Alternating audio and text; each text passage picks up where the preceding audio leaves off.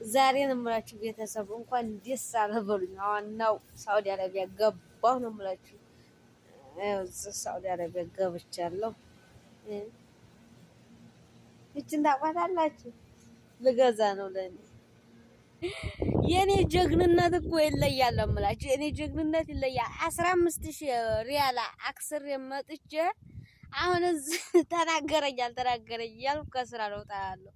አሁን ነው የምላችሁ። አላህ ይሶብራችሁ ነው የሚባለው። ተውት ሲባል አላህ ይሶብራችሁ። እንግዲህ ነው ሰርቻ አፈልኳችሁ። አላህ ይድረስላችሁ፣ እኔንም አላህ ይድረስልኝ እንጂ 15000 ሪያል እንዴ ብሎ መቼም አይከፈል የለም። ወግዱ እንዴት ደውሉ አስልኬ እናም ይሄ የሚከፈል አይደለም። ይሄን እኔ እንጃ ሰው እየከፈለ ነው እየተተወ ነው። ግራ ጋብቶኛል። እኔ እንዲህ ያለ ነገር የለም። ከፈለጋችሁ መልሱኝ። ብር የሚባል እኔ አላየሁም። ለኔ ሰጣችኋል እንዴ? ዙሩ አሁን እንትን በሉ ሸርሸር አድርጉት እስኪ። ይከፈላል አይከፈልም? እንዲህ አለ። እሺ ሰላም ሰላም ቤተሰብ። እናም ደስ ብሎኛል በጣም ስራ ፈትቻለሁ። ደስ ብሎኛል ዛሬ ነው የምላችሁ። ቢጋ ላይ ሂጅ ቆይ አሻንጉሊት ምናምን ልገዛ ነው እንደዚህ መኪና ምናምን። በጣም ደስ ብሎኛል። እንዲህ ወላሂ ከተማ እንዲህ ነው የሚያምረው። ስራት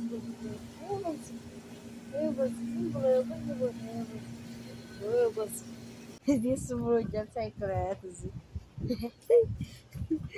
ልግዛ ወላሂ ልግዛ።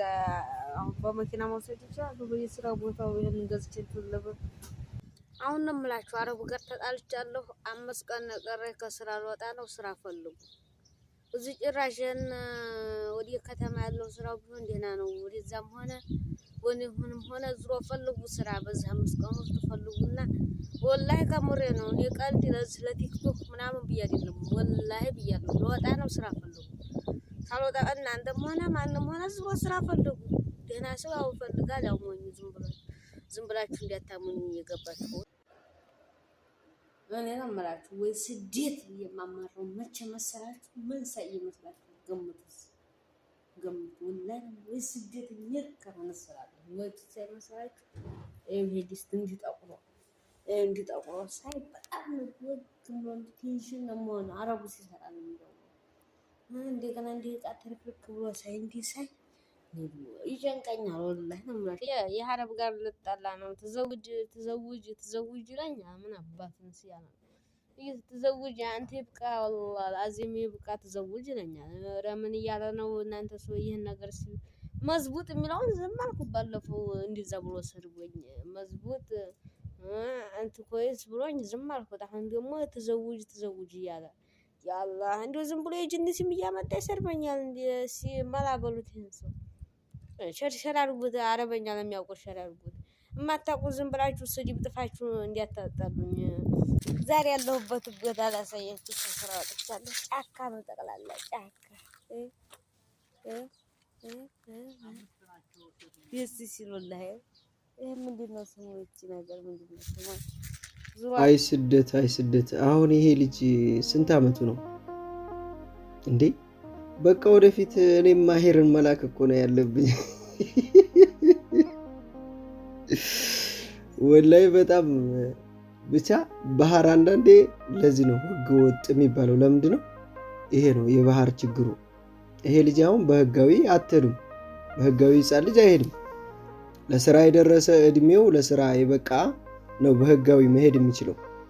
እዛ ተወልዶ ነው እንዳትሉ ከዚህ ነው ሄደው በባህር። አያችዋ እንደዚህ አይነት ጨቅላዎች ገና የሚማሩ ልጆች ገና ታዳጊ የሆኑት ስደት ይሄዳሉና ጫዋታው በጣም አስቆይ ነውና 15000 ሪያል ጨርሼ መጥቻለሁ። እንግዲህ በሰው ነው መሰለኝ የመጣው። ስለዚህ ይመለሳል ወይ እንዴት አድርጌ ልመልሰው እያለ ነው ማለት ነው። ይመቸው እኔ የለውበትም እያለ ነውና እውነቱን ነው። አሁን በዚህ እድሜ ይሄ ልጅ ምን ሰርቶ ሊከፍል ይችላል?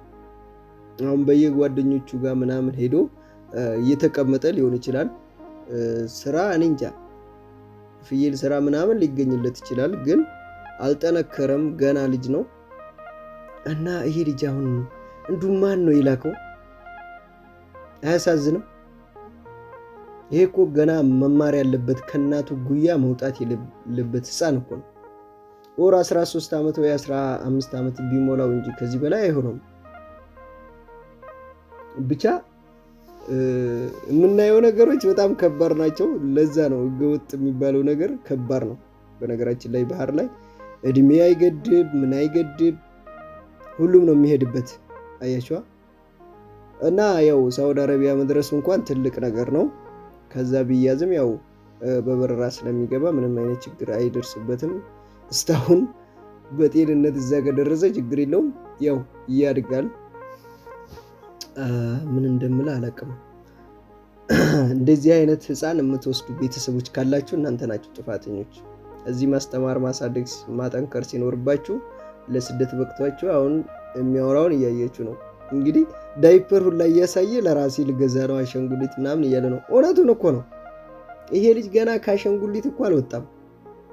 የምሬን ነው እንዴ! ወቸው ጉዴ! ብዙ ያሳያል፣ ብዙ ያሳያል።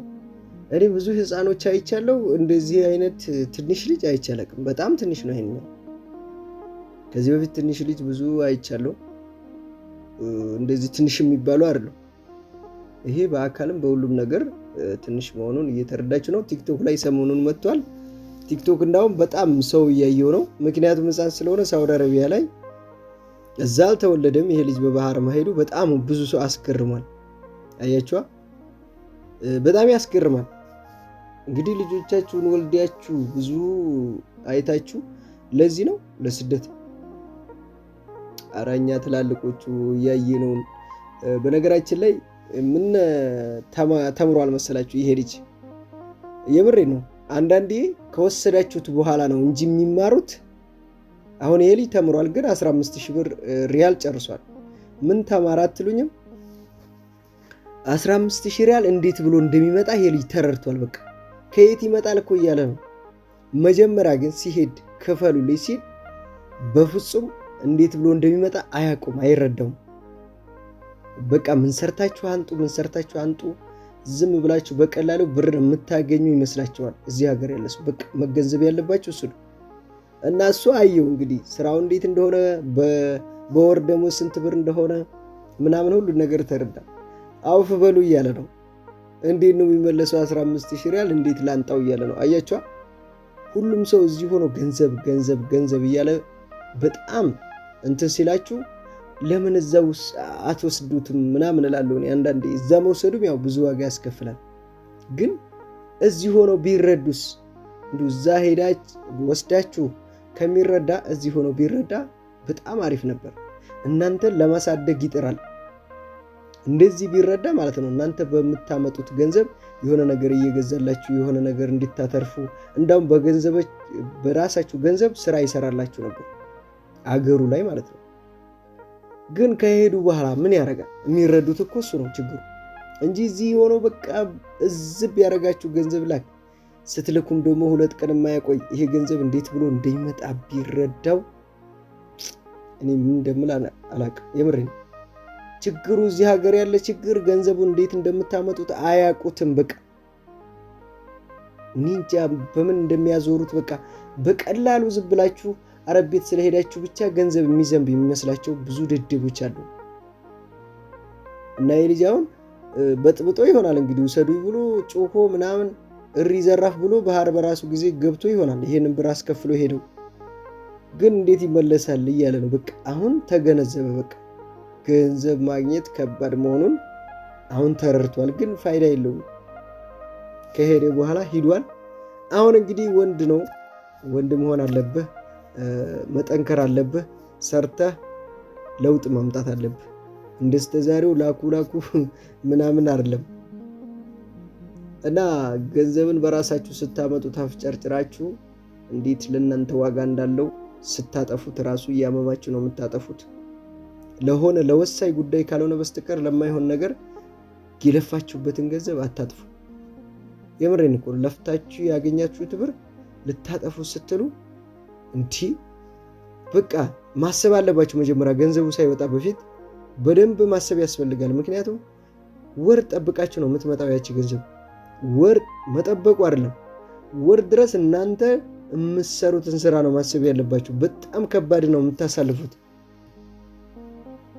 ተውት የጉልበት የምናምን ህሊናችን ከምትወዱት ከምታፈቅሩት ብዙ ህይወት እያለፋችሁ ብቻችሁን እንደ እስር ቤት ቁጭ ብላችሁ ዝም ብላችሁ ሰርታችሁ ለፍታችሁ የሚገኘው ገንዘብ ሲጠፋ ለከት መኖር አለበት። ማሰብ ያስፈልጋል፣ ቆም ብላችሁ ማለት ነው። እና ይመቻችሁ። ቪዲዮ ከተመቻችሁ ላይክ አድርጉት። ትንሹንም አላህ ያሳድገው በሉ እሺ።